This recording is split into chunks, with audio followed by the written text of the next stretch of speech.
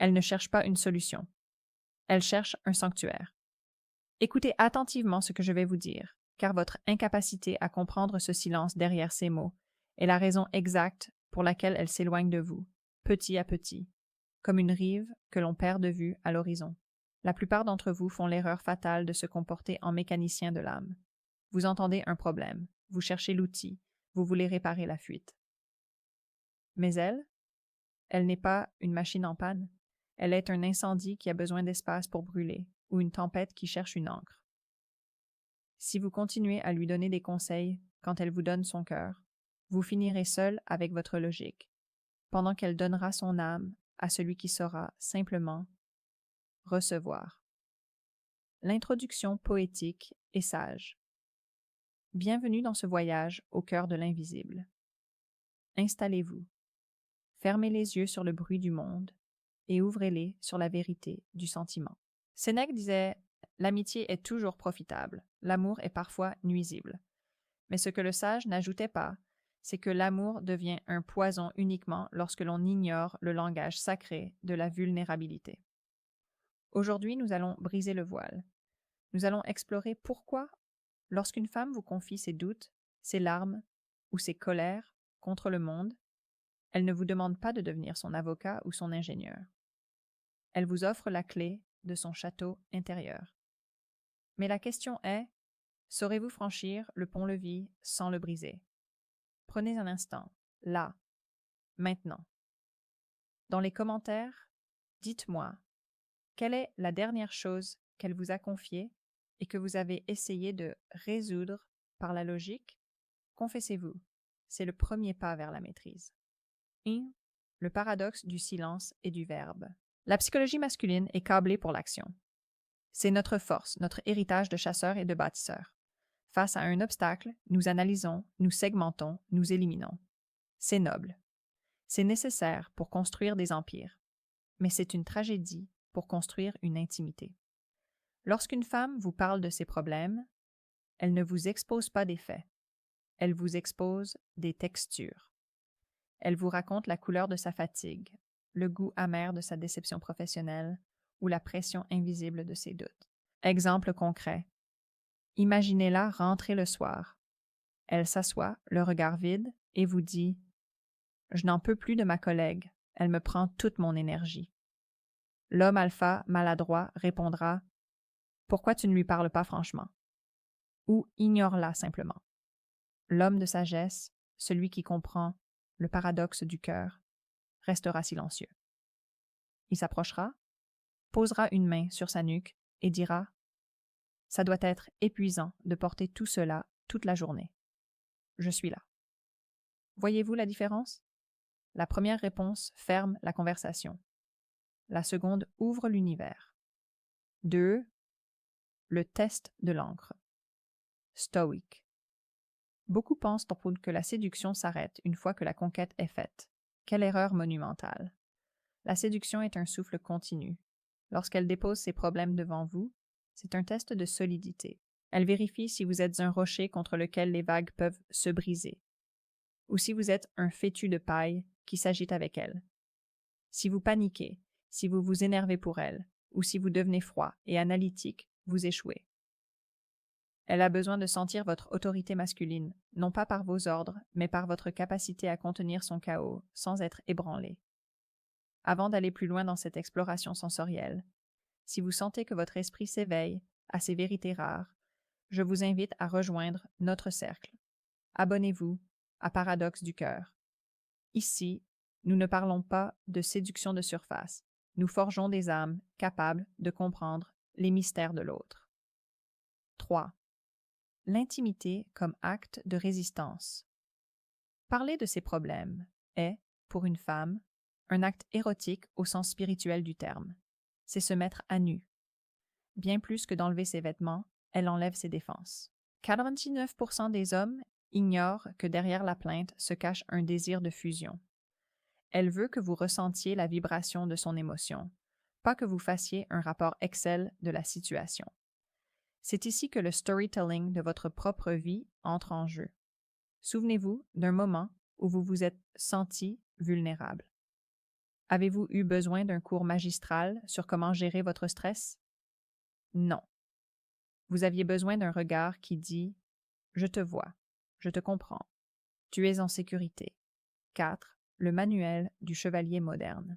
Pour ceux qui veulent aller au-delà de la théorie, pour ceux qui sentent que la brutalité de la vérité est le seul chemin vers la véritable puissance masculine, il existe des outils plus sombres et plus directs. Discrètement, je vous ai laissé un passage vers une connaissance plus profonde. Dans le deuxième lien, en description, vous trouverez le manuel brutal du séducteur stoïque. C'est une lecture qui ne ménage pas l'ego, mais qui reconstruit l'homme. 5. La transformation par l'écoute active. Revenons à cette scène de cuisine, sous la lumière tamisée du soir. Elle vous parle. Regardez ses mains. Écoutez le rythme de sa respiration. Le secret que 99% des hommes ignorent, c'est que la solution au problème, c'est vous. Votre présence est le remède. En ne disant rien, en étant simplement un témoin attentif et aimant, vous résolvez 90% du conflit intérieur qu'elle traverse. Elle ne vous demande pas d'être son sauveur. Elle vous demande d'être son témoin. Est-ce que cela vous parle? Avez-vous déjà ressenti ce moment où, après avoir simplement écouté sans interrompre, elle s'est blottie contre vous, soudainement apaisée, sans que vous ayez eu à lever le petit doigt? Partagez ce moment de grâce dans les commentaires. Vos témoignages sont les phares qui guident les autres hommes dans l'obscurité. Le voyage ne fait que commencer. Nous n'avons fait qu'effleurer la surface de cet océan. La relation entre un homme et une femme est une danse métaphysique où les mots sont des ombres et les émotions sont la lumière. Rappelez-vous, quand elle vous parle de ses problèmes, elle ne vous donne pas une tâche à accomplir. Elle vous donne une part de sa vie à protéger. Soyez le gardien de ce sanctuaire. Soyez l'homme qui écoute avec ses yeux, avec sa peau, avec son âme. L'anatomie du silence est Locke. Le silence n'est pas un vide. Pour l'homme qui maîtrise l'art de la présence, le silence est une matière dense, presque palpable. C'est dans ce silence que se forge la confiance absolue. Imaginez une scène. Il est tard, la pluie frappe contre les vitres, avec une mélancolie rythmée. Elle est assise en face de vous. Ses épaules s'affaissent sous le poids d'une journée dont vous ignorez encore les détails. Elle commence à parler. Elle mentionne une trahison amicale, un sentiment d'injustice, ou peut-être une peur irrationnelle de l'avenir. La plupart des hommes, par peur de l'inconfort émotionnel, cherchent à combler ce vide par des mots inutiles. Ça va passer. Ne t'en fais pas pour ça. Tu devrais faire ceci. Ces phrases sont des murs, pas des ponts.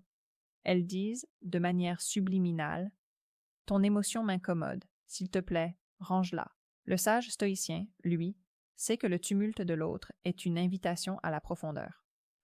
En restant silencieux, en maintenant un contact visuel doux mais inébranlable, vous créez un espace sacré. C'est ce que la psychologie appelle le contenant. Vous devenez le vase qui contient l'eau agitée.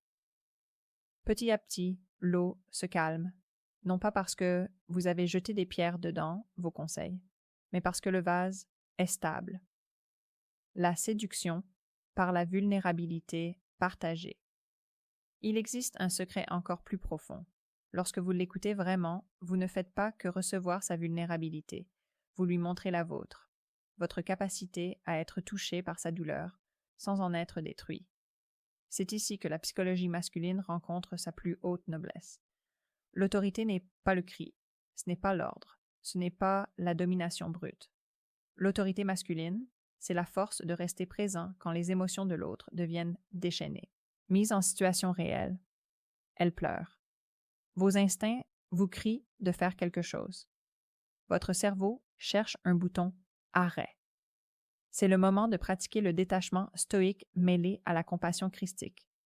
Ne fuyez pas le regard. Ne regardez pas votre montre. Ne proposez pas un mouchoir tout de suite. Laissez les larmes couler, car elles sont le langage de ce que les mots ne peuvent plus porter. Dites-moi en commentaire, avez-vous déjà eu le courage de rester simplement là, sans rien dire, pendant qu'une femme pleurait devant vous? Qu'avez-vous ressenti dans votre poitrine à ce moment-là? Cette tension, c'est votre propre croissance qui s'opère. Les 3 niveaux de la plainte féminine. Pour comprendre ce qu'elle signifie réellement lorsqu'elle vous parle de ses problèmes, il faut savoir décoder les 3 niveaux de son discours. Le niveau superficiel, les faits, c'est ce qu'elle dit. La voiture est en panne, le patron a été impoli. 99% des hommes s'arrêtent ici. Le niveau émotionnel, le ressenti. C'est ce qu'elle éprouve. Elle se sent impuissante, dévalorisée ou isolée. Le niveau identitaire, le besoin. C'est ce qu'elle demande sans le dire. Suis-je encore digne d'être protégée? Suis-je seule au monde? Es-tu l'homme sur qui je peux m'appuyer? Quand vous répondez au niveau 1 par un conseil technique, vous ignorez les niveaux 2 et 3. Vous la laissez affamée de connexion. L'homme accompli répond directement au niveau 3. Il ne répare pas la voiture dans la seconde. Il répare le sentiment d'isolement. Il dit par son attitude « Le monde peut s'écrouler. Je suis ton rempart. » L'héritage des sages et la modernité. Platon enseignait que l'amour est une quête de complétude. Lorsque nous écoutons l'autre, nous ne faisons pas qu'échanger des informations. Nous tissons les fils de 2 âmes qui cherchent à n'en former qu'une seule face à l'adversité de l'existence. Dans notre société moderne, tout va vite. On swipe, on consomme, on jette. L'écoute est devenue un acte de rébellion. Prendre 20 minutes pour écouter le récit d'une journée difficile sans consulter son téléphone est l'acte de séduction le plus puissant qui puisse exister aujourd'hui. C'est une rareté. Et ce qui est rare est précieux. C'est cette rareté que nous cultivons ici. Si vous ressentez que cette approche change votre perception des relations, si vous voulez devenir cet homme rare, cette encre dans la tempête, alors votre place est parmi nous. Abonnez-vous à Paradoxe du cœur. Rejoignez ceux qui choisissent la profondeur dans un monde de surface. L'alchimie de la douleur. Parfois, elle vous parlera de ses problèmes pour tester votre cadre. C'est une notion fondamentale de la psychologie de la séduction. Si vous vous laissez emporter par ces émotions, si vous devenez aussi inquiet qu'elle, vous perdez votre polarité. L'alchimie consiste à transformer son plomb, ses soucis, en votre or, votre sérénité. Imaginez qu'elle vous dise « J'ai peur pour notre avenir, tout semble si incertain. » L'homme faible s'inquiète. « Pourquoi tu dis ça? Qu'est-ce que j'ai fait de mal? » L'homme stoïque sourit légèrement, prend sa main et dit d'une voix grave « Le futur n'existe pas encore. Ce qui existe, c'est cette seconde où je tiens ta main. Et dans cette seconde, tout est exactement comme il doit être. » C'est cela, la véritable autorité masculine. C'est ramener l'autre dans le présent, là où la peur ne peut pas survivre. Le chemin du séducteur stoïque. Toutes ces clés, toutes ces nuances entre le silence et la parole demandent un entraînement. On ne devient pas le capitaine d'un navire en restant sur le quai à lire des cartes. Il faut affronter la mer. Mais pour ceux qui veulent une boussole plus précise, une méthode qui ne recule devant aucune vérité, même les plus brutales, souvenez-vous de ce que je vous ai mentionné plus tôt. Le lien vers le manuel brutal du séducteur stoïque en description n'est pas pour tout le monde. Il est pour celui qui est prêt à tuer le garçon en lui pour laisser naître l'homme. L'invitation au dialogue intérieur. Avant que nous ne nous quittions pour aujourd'hui, j'aimerais vous poser une question fondamentale. Regardez votre relation actuelle ou la dernière que vous avez eue. Combien de fois avez-vous confondu aider et aimer assez? L'aide est souvent un acte d'orgueil où l'on se place au-dessus de l'autre pour le corriger. L'amour est un acte d'humilité où l'on se place à côté de l'autre pour l'accompagner. Écrivez dans les commentaires « Je choisis d'être son encre, pas son professeur ». Que ce soit votre mantra pour les jours à venir. Observez le changement. Observez comment son regard sur vous va se transformer. Elle ne verra plus seulement un compagnon de route, elle verra son foyer. Et pour une femme, l'homme qui incarne le foyer est l'homme qu'on ne quitte jamais. Demeurez fort, demeurez stoïque, demeurez à l'écoute du paradoxe de vos cœurs. Nous n'avons fait qu'effleurer la surface de cet océan. La relation entre un homme et une femme est une danse métaphysique où les mots sont des ombres et les émotions sont la lumière. Rappelez-vous, quand elle vous parle de ses problèmes, elle ne vous donne pas une tâche à accomplir. Elle vous donne une part de sa vie à protéger. Soyez le gardien de ce sanctuaire. Soyez l'homme qui écoute avec ses yeux, avec sa peau, avec son âme.